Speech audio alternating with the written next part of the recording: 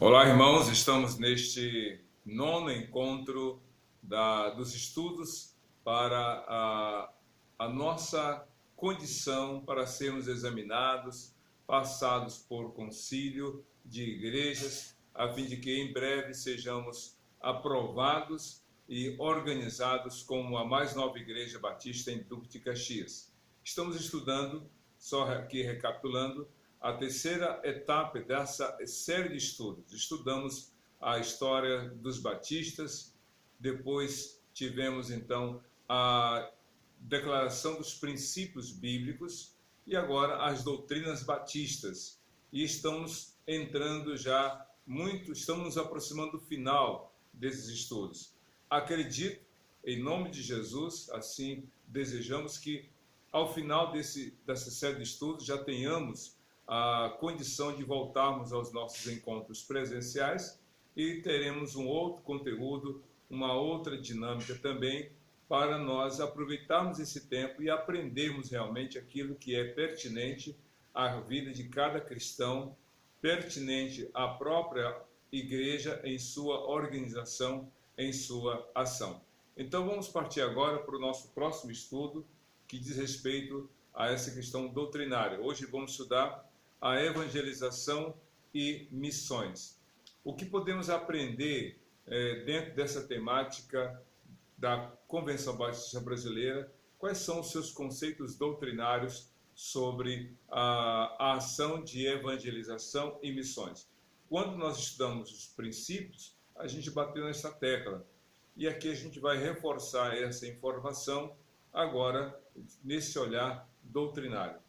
Uma das coisas que nós aprendemos é que a missão da igreja é a evangelização do mundo, visando, a conversão das pessoas. Então, nós estamos neste mundo com essa convicção de que há uma ordem deixada por Jesus. Vão por todo o mundo, e prega o evangelho a toda criatura.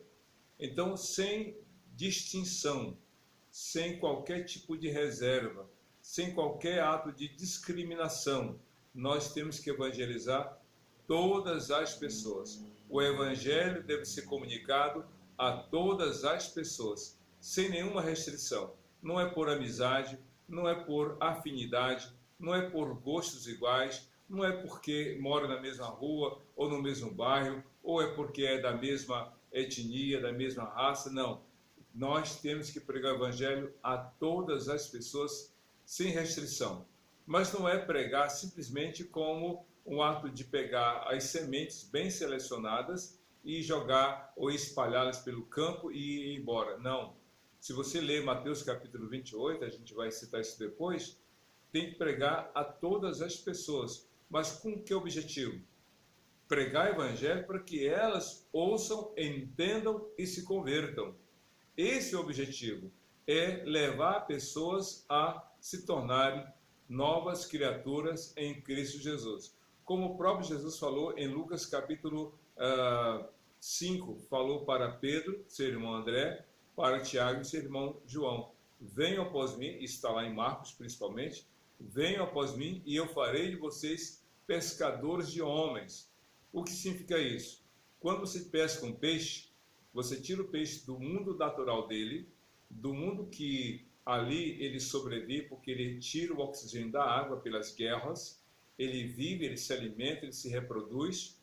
Mas quando você pesca, você tira o peixe do ambiente natural e o leva para um ambiente não natural. E nesse ambiente que não é o seu ambiente natural, o peixe morre, porque ele não consegue tirar o oxigênio do ar.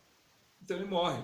E uma vez morto, ele passa a ser, digamos, meio de alimento. Então ele é tirado do ambiente natural, ele morre e, entre aspas, serve para o bem do ser humano. No sentido oposto, ser pescador de homens é tirar o homem do mundo não natural. Quando eu digo mundo não natural, é aquilo que Deus não planejou para o homem. Deus não planejou que o homem se viciasse, se drogasse, se tornasse uma pessoa promíscua em suas ações, uma pessoa totalmente maldosa, maliciosa, conforme a gente encontra tanto em 1 Timóteo capítulo 4, como 2 Timóteo capítulo 3, que fala dos últimos tempos, como também Romanos 1, de 18 a 32. Tudo aquilo que está posto ali, em termos de atitudes, que Deus reprova, não foi isso que eu desejei para você. Então, esse mundo no qual o homem está é um mundo de morte. Cristo disse, o mundo jaz no maligno. Então, quando pesca o homem, tira-se o homem desse ambiente de morte e o coloca no ambiente de vida, mas vida nova. Isso que é a conversão, é nascer de novo. Por isso que nós temos que pregar o evangelho, mas com este foco, com esse objetivo de que haja conversão, que haja transformação de vidas. Também, um outro item, através das atitudes e palavras, cada crente deve ser testemunha de sua fé em Jesus. Ou seja, a igreja como todo evangeliza.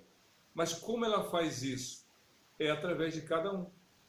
Eu já falei e vou repetir. Palavra de Jesus em Marcos 16:15. Vão por todo mundo e pregue o evangelho a toda criatura. E Atos capítulo 8, versículo 4, a Bíblia diz que por onde os crentes foram, porque fugiram da perseguição em Jerusalém, então para onde eles foram? Foram pregando o evangelho. Então, pregar o evangelho é em palavras e em atitudes. Palavras confirmadas pelas atitudes e atitudes que confirmam as palavras. Tem que haver uma coerência entre o que você fala e entre o que você vive. Nas palavras de Jesus, vocês são o sal da terra. É condição. Agora tem que viver como tal. Então você tem que ser realmente um cristão autêntico, tendo coerência entre a fala e a vida. Isso que é testemunhar. Alguém com muita propriedade disse, em todo tempo prega o evangelho, e quando for necessário, fale. Ou seja, prega-se vivendo e vive-se pregando. Se você aqui usar esse jogo de palavras, prega-se vivendo e vive-se pregando. Não tem jeito. Você é cristão e deve ser em qualquer ambiente, em qualquer lugar, em qualquer circunstância. E terceiro, ainda sobre evangelização e missões, de acordo com a Bíblia, o alvo da igreja é o quê? É o mundo. Se você ler Mateus capítulo 13, quando Cristo fala sobre, explica a parábola do joio e do trigo, ele diz, o campo é o mundo.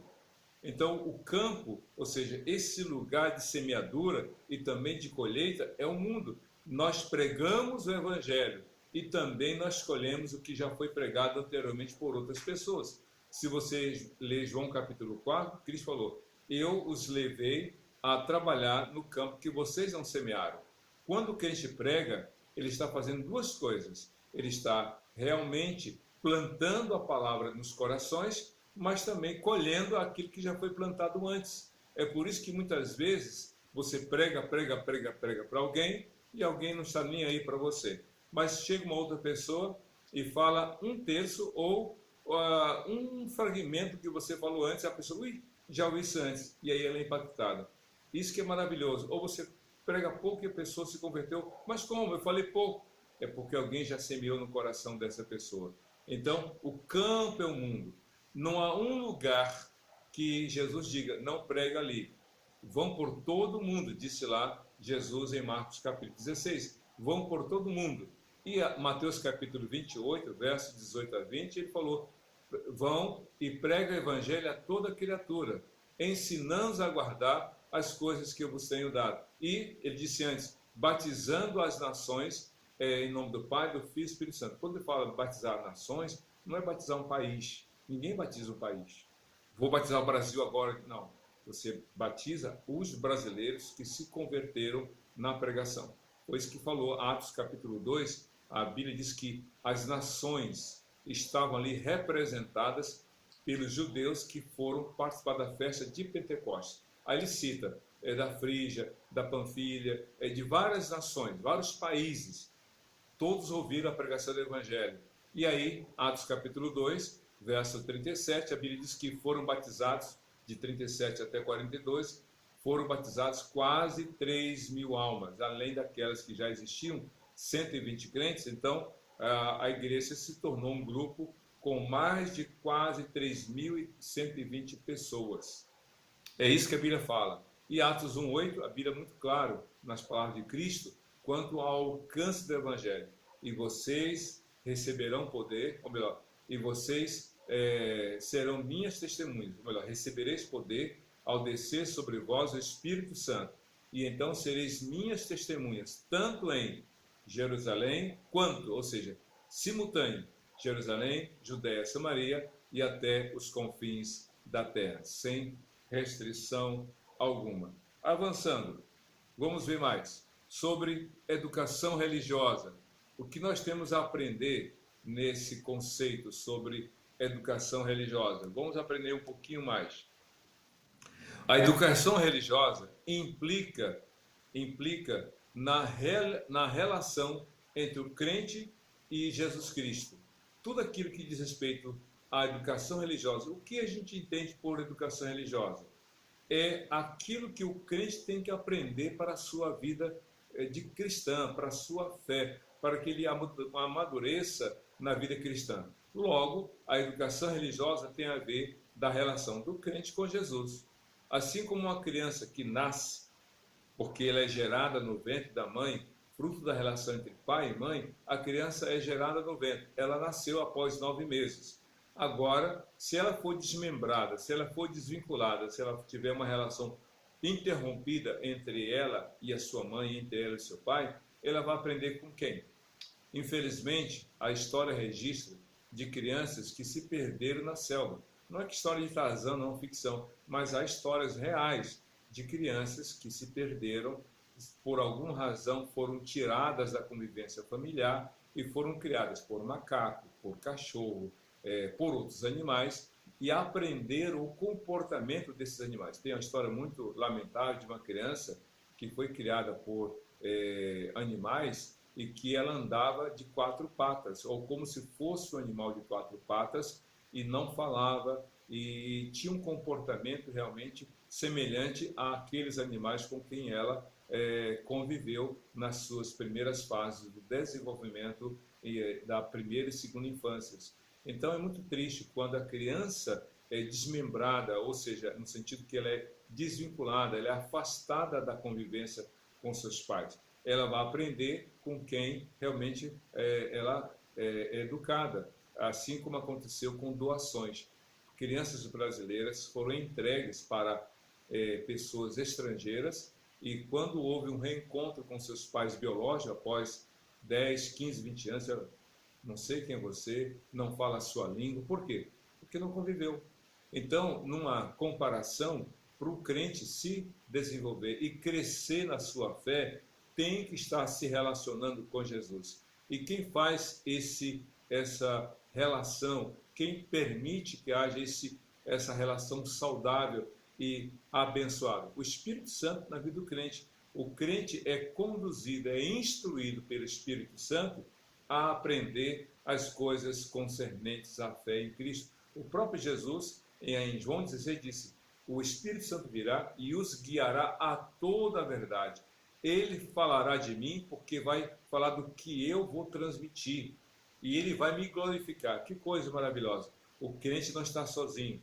Ele tem Deus, ele tem Jesus, ele tem o Espírito Santo, e nessa relação ele vai crescer. Isso que é educação religiosa. Outra coisa importante é que qual é o conteúdo, qual é o livro-texto, digamos assim. Quando a gente fala de educação escolar, a gente fala, o professor na primeira aula diz: olha, a nossa disciplina, vamos supor, português. A nossa disciplina, a disciplina é aquele conteúdo, né? Aquele conjunto de informações que diz respeito àquela temática. Então, disciplina português. Hoje a gente vai aprender gramática. Aí algumas crianças ficam até assim com gramática. E aí ele fala: o nosso livro-texto é livro tal, de autor tal. Ou seja, todo o conteúdo dessa matéria chamada gramática da disciplina português vai estar nesse livro. Então, a disciplina é a vida cristã. O professor é o próprio Jesus através do Espírito Santo. E o livro-texto, a Bíblia. Então, o crente não pode esquecer-se da palavra de Deus. O crente não pode se afastar da Bíblia, porque o livro-texto para a sua fé, para o seu crescimento, é a palavra. Ele pode ler outros livros de suporte de teologia, livros que abordam temas determinados da vida cristã, ele pode ver filmes evangélicos na TV, no cinema, mas o seu livro-texto é a palavra de Deus. Jesus mesmo falou em João 5,39. E olha que ele falou para pessoas não crentes, ele disse, vocês examinam as Escrituras, porque julgam encontrar nelas a vida eterna, e são elas que dão testemunho de mim, ou seja, a Bíblia fala de mim. E se você ler Lucas capítulo 24, a Bíblia diz que para os de Emaús, os discípulos, ele falou sobre provérbios, ou melhor, profetas e Moisés. E quando ele se encontrou com os 11 apóstolos, mais alguns outros discípulos, ele, começando sobre Moisés, os profetas e os salmos, ensinou-lhes tudo que dizia a respeito dele. Ou seja, como assim? Como é possível você encontrar em Moisés, e quando se fala de Moisés, é a Torá, os 5 primeiros livros da lei, do Velho Testamento. Quando se fala dos Salmos, a gente encontra ali os livros sapienciais, os livros poéticos, como os Salmos principalmente, além de Eclesiastes, de Provérbios, de Jó e de Cantar de Salomão, mas os Salmos em particular. E a gente vê então essas três divisões básicas do Velho Testamento: a lei, os profetas e os salmos. E eles falam de Jesus. Você pode estudar a Bíblia. É por isso que nós estamos meditando nos salmos. Agora vamos para um Salmo 82 e vamos aprender um pouco mais na sequência dos salmos. Por quê? Porque cremos que os salmos são canções, sim, cantadas nos cultos hebraicos, sim, mas ali estão doutrinas, estão verdades e profecias sobre Jesus. Então, meu querido, minha querida, nós não podemos aprender sobre fé sem o livro-texto, a palavra de Deus. Os outros são complementares. Quando se faz uma pesquisa, e aí já vou falar de uma área de pesquisa científica, a gente então, fazendo os estudos, a gente tem as fontes primárias e temos as fontes secundárias. As fontes primárias, aquelas que dão base para a nossa pesquisa, porque trazem informações, digamos, mais profundas. E as fontes secundárias, aquelas outras que a gente encontra em outros lugares. Então, fontes primárias e as fontes secundárias. As fontes primárias, para nós, se constituem na palavra de Deus. E os outros são acréscimos, complementações. Por isso que Paulo, quando esteve preso, escreveu 2 cartas a Timóteo. E uma delas diz assim: traga-me os livros, principalmente os pergaminhos. Então, é importante você estudar os outros livros, o que falam os teólogos, o que falam pessoas doutas, cristãs, sobre determinados assuntos. Mas nada do que eles falam pode ser acreditado se a Bíblia não concordar. O critério, o crivo, é a palavra de Deus. E por fim, ainda sobre educação religiosa, a gente aprende nesse slide outra coisa importante.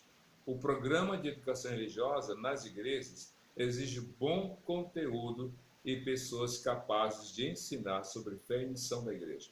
Ou seja, não adianta você desejar que cada crente cresça na sua fé, e eu falo aí como pastor, como líder de igreja, não adianta o líder querer que as suas ovelhas, que os crentes daquela igreja cresçam, se não houver esse zelo, esse cuidado em ter um bom programa de educação religiosa e também pessoas capazes para ensinar. Esse é o nosso desafio constante. A Bíblia mesma sempre será a mesma, o conteúdo nunca vai mudar. Agora, é preciso que se estabeleça um bom programa de acordo com a coerência bíblica e que haja pessoas habilitadas, aptas a ensinar o que é certo. Por quê? Se você ler a 2ª carta do apóstolo Paulo a Timóteo, ele fala que nos últimos dias também, na 1ª carta, no capítulo 4, na 2ª, capítulo 3, que nos últimos dias as pessoas vão ter coceira nos ouvidos, porque elas vão rejeitar a sã doutrina e vão atrás de pessoas que querem ensinar o que elas querem. Eu não concordo com o dízimo, não. Eu não concordo com ofertas. Ah, não concordo com esse rigor do Evangelho. Acho que a gente pode fazer um pouco de cada coisa. A gente não tem que ser tão quadrado. A gente tem que ser mais ou menos flexível. Sabe o que é isso? Pessoas que estão rejeitando a doutrina bíblica e estão atrás de ensinos de heresias. Por isso que um bom programa de educação religiosa implica realmente em ter um programa adequado, de acordo com a Bíblia, com as doutrinas bíblicas, com os princípios bíblicos e também com pessoas devidamente habilitadas para ensinar. Isso é muito importante. E agora vamos ver outros aspectos que é também relevantes sobre agora, que é a liberdade religiosa. Vamos ver então sobre liberdade religiosa. O que a gente tem a aprender sobre liberdade religiosa? Já aqui se aproximando do final do nosso estudo de hoje. Deus, somente Deus, é o Senhor da consciência. Essa é uma questão doutrinária. Lembra quando a gente estudou a história dos batistas? Que lá nos anos, ou melhor, no século XVI, 1500 e pouco, antes da Reforma Protestante, ou melhor, em consequência da Reforma Protestante, lá na Inglaterra, um grupo de cristãos se organizou, ou um grupo de pessoas começou a estudar a Bíblia, aí perceberam que havia uma inconsistência, uma incoerência entre o que a Bíblia dizia e a prática bíblica no Novo Testamento com a prática religiosa da época. A igreja inglesa tinha como líder máximo o rei da Inglaterra. Então, o que o rei dizia era a lei. O que ele mandava, todos tinham que obedecer. E esses cristãos disseram, não, está errado isso. A gente tem que dar ouvidos a Deus pela palavra. Então, eles pregaram duas coisas: liberdade de consciência e confissão voluntária. Ou seja, eu tenho que ter liberdade de escolha. E eu tenho que decidir confessar minha fé em Jesus. Eu não tenho que fazer as coisas por imposição. Então, essas foram decisões básicas da fé batista em particular. Então, nós cremos que ninguém tem autoridade sobre a consciência. Somente Deus tem essa autoridade, né? Quando Deus perguntou, Adão, onde tu estás? Quando Deus perguntou para Elias, o que você está fazendo aqui? Quando Deus falou a Jonas, dentro do ventre do peixe. Então, liberdade de consciência, mas somente Deus tem autoridade. Só Deus pode realmente chamar o homem à responsabilidade diante de sua consciência. Quando Caim estava planejando matar seu irmão, Deus falou assim, por que está triste seu semblante? Entendeu? Quem pode dizer que você está certo ou errado? Quem tem essa autoridade? Eu não tenho. Você também nem você tem. Deus tem. Né? Deus tem essa autoridade sobre a sua consciência. Deus tem esse poder. Por isso que a Bíblia diz em 1 Coríntios 15, 11 e 28, examine-se, pois, o homem a si mesmo. Ou seja, examinar é essa avaliação da sua consciência diante de Deus. Examine-se o homem a si mesmo, à luz da palavra. Lembra do Salmo 139, versos 23 e 24, quando Davi disse, sonda, meu Deus, e conhece o meu coração. Prova-me e conhece os meus pensamentos. Vê se há em mim algum caminho mau e guia-me pelo caminho eterno. Entende? Só Deus tem autoridade sobre a consciência humana. Segunda coisa muito importante, a liberdade religiosa é um dos direitos fundamentais do ser humano. O ser humano tem liberdade religiosa. E essa liberdade não entra no mérito, né? Na verdade, liberdade de consciência. Né? Essa liberdade de consciência, independentemente de questões morais ou espirituais, o ser humano tem direito, tem liberdade de consciência. Então, troque a palavra liberdade religiosa por liberdade de consciência. Todo ser humano, todo indivíduo tem. A terceira coisa importante é, de acordo com a Bíblia, a liberdade de consciência não deve sofrer ingerência de qualquer pessoa ou do Estado. Eu não posso mandar em você, eu não posso aviltar, ultrajar ou invadir a sua liberdade de consciência. Eu não posso ingerir sobre a sua vida. E nem o Estado. Quando o Estado tenta provocar uma ingerência na liberdade de consciência, na liberdade religiosa, ele está indo contra aquilo que Deus mesmo estabeleceu. É por isso que Deus cobra do homem, porque Deus dá liberdade e cada um deve realmente decidir de acordo com aquilo que recebe. Jesus nunca atravessou, nunca desrespeitou essa liberdade de consciência. Ele sempre convidou: entre pela porta estreita, mas você é livre. Venha após mim, mas você é livre. Ou seja, ele convidou, mas ele não impôs, porque impor estaria tirando o direito de escolha do outro. Por isso que você vai responder diante de Deus pelas escolhas que você faz. Sejam certas ou erradas, você vai responder. Se agiu errado, você vai responder com as consequências que sofrer. Mas se você agir certo, você vai responder com as bênçãos decorrentes da obediência ao Senhor. E então, por fim, sobre liberdade religiosa, a gente aprende outra coisa importante. Cada pessoa tem o direito de cultuar a Deus de acordo com a sua consciência. Isso também é liberdade religiosa. Cada pessoa tem o direito de cultuar a Deus. E se ela não quiser cultuar, é direito dela. Quando um bebê é pequeno, quando a criança nasce, o bebê não tem escolha. Toma, está na hora da papinha. Até a criança chora. Mas a criança, hoje eu não quero angu, hoje eu quero comer camarão. O bebê não fala isso. E ainda que falasse, o pai e a mãe diriam: não, você não está nessa fase de comer camarão. Tem que ser isso. Entendeu? Então, quando o ser humano é uma criança, os pais decidem. Mas quando chega a hora da decisão, infelizmente os pais têm que respeitar essa escolha. Lembra do filho pródigo? Olha só como a Bíblia é muito sábia. Em Deuteronômio capítulo 6, a Bíblia diz: pega a criança na mão e leva para o culto. Ensina a criança quando é pequena. Mas quando chega a hora da escolha, o filho disse para o pai: me dá o que é meu e eu quero ir embora. O que o pai disse? Toma, filho. É sua escolha. Você é responsável pelas suas escolhas. É isso que você quer? Você já é maior de idade, você já responde pelos seus atos, você já pode assumir papéis. Então, é a sua escolha. Eu me lembro de uma história muito engraçada que eu vi no Facebook. Uma jovem completou 18 anos. Sabe o que a mãe dela colocou no Facebook para todo mundo ver? Ela botou assim: filha, hoje você completou 18 anos. E aí disse: cuidado, você já pode ser presa. Meus parabéns, Deus te abençoe. Eu achei muito engraçado, porque a mãe, logo diante dos 18 anos, chamou a filha à responsabilidade.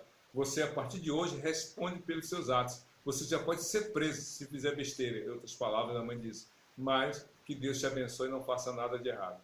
Ou seja, a partir de certa idade, da maioridade, a pessoa responde pelos seus atos. Então, cada um tem direito à sua escolha. Quinto, a igreja e o Estado devem estar separados. Ou seja, a igreja tem suas escolhas, o Estado tem outras. O Estado não pode interferir. Por quê? O Estado tem diferenças de natureza, propósitos e funções. A função do Estado, a natureza do Estado é uma, da igreja é outra. Os propósitos do Estado são uns, da igreja são outros. As funções do Estado são umas, a da igreja são outras. Então não pode haver uma mistura entre Estado e igreja, entre igreja e Estado. Lembra aquela palavra de Jesus? Quando perguntaram: Jesus, Senhor, é lícito pagar imposto a César? Era uma pegadinha que fizeram para Jesus. Aí Cristo: me dá aqui uma moeda. Aí perguntou: de quem é essa face aqui? De quem é essa cara aqui, esse rosto? Aí gritaram: é de César. Aí Cristo falou: dai a César o que é de César e a Deus o que é de Deus. Quando ele falou isso, dai a César o que é de César e a Deus o que é de Deus, olha, há deveres do ser humano para com o Estado e há deveres do ser humano para com Deus. Mas Deus está acima do Estado. O Estado existe, mas Deus está acima. Outra coisa, número 6, é dever do Estado garantir a liberdade de escolha. Se o Estado não pode intervir, veja só, se o Estado não deve ingerir sobre a liberdade religiosa, liberdade de escolha do indivíduo, ele também não pode querer tirar, porque tirar a liberdade já é uma intervenção. Se o Estado não deve impor a quem adorar e como adorar, também não deve tirar a liberdade. Lembra na Bíblia de exemplos que tentaram tirar a liberdade de escolha ou impor? Daniel capítulo 2, a Bíblia fala, ou melhor, capítulo 3, fala da imposição do rei para que todos adorassem aquela estátua. E deu errado, porque Daniel, os amigos de Daniel, Sadraque, Mesaque e Abednego, não adoraram e realmente foram aprovados por Deus pela fé. Daniel capítulo 6, o Estado impôs que ninguém adorasse, ninguém orasse por 30 dias, a não ser ao rei. Daniel orou, foi jogado na cova, mas Deus o honrou. Então, toda vez que o Estado tenta impor, impondo um ato de culto ou tirando a liberdade de culto, ele está intervindo, deve garantir a liberdade de culto e de adoração. E, por fim, o Estado é leigo. Sabe o que é leigo? Leigo, por exemplo, tem o pastor, tem aquele que fez a formação e foi consagrado a ministério específico. Então, é a pessoa que tem uma função. O leigo é aquele que não tem uma função, que não tem uma preparação. Mas além de ser leigo na questão de não conhecer profundamente, o Estado é laico. O que é laico? O Estado não tem confissão de fé. O Estado não deve professar a sua fé. Ele tem que se manter distante da fé do cidadão. Ele só tem que dar garantias para que o cidadão exerça a sua liberdade de consciência e cultue a Deus como está em seu coração de acordo com a palavra.